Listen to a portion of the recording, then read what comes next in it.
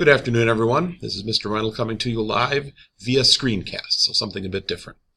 One of the unique features of being a teacher and coach is that you tend to miss parts of the day, especially if you're a spring coach. And today we have our home golf conference meet, so I must be absent for that. I wanted to take a moment to explain the topic area that we're moving into as we look at various parts of World War II, and we're coming to its end now, and the content you're going to be looking at today. Policymakers, leaders, and military planners in the U.S. and in other nations as well were aware that the Nazis were pursuing an aggressive program of extermination, trying to rid the world of all Jews for very sick, racist ends. The general public did not become aware of this until very, very late in World War II, and actually didn't learn the full extent of the horrors of the Holocaust until the years following World War II. Anyhow, I want to take this opportunity to explore some topics associated with the Holocaust.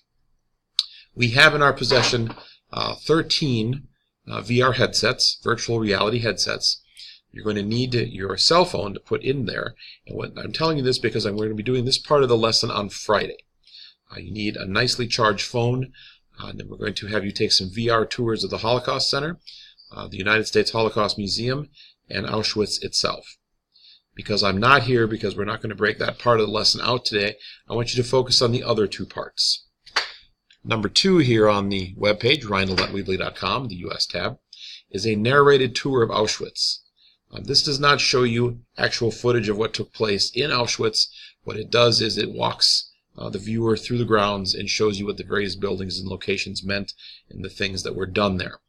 I want you to take a look at that. I also want you to pay attention to online exhibitions. And that is a link to the National Memorial Holocaust Museum. And what they've done is they've put a variety of topics associated with the Holocaust, telling individual stories or trying to explain very focused issues, how the Nazis convinced the German public to do this, the various medical experiments that took place.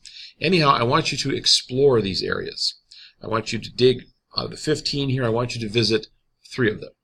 And I want you to jot down some bullet points about things you learned, things you saw, something that took you by surprise, something that was quite moving to you. But you can pick any of them, and you might actually look at one and say, well, that's not for me. Ultimately, you're going to find 3, and you're going to take a look at it. I would urge you to take a look at the one about the ship named the St. Louis. It was a ship of German Jews who were trying to escape the tyranny of the Nazi Party. They tried to get to the United States, but they were turned away. Some of them returned to Germany and unfortunately did not survive. Some of them had very harrowing stories, and you can actually examine sort of family by family what happened.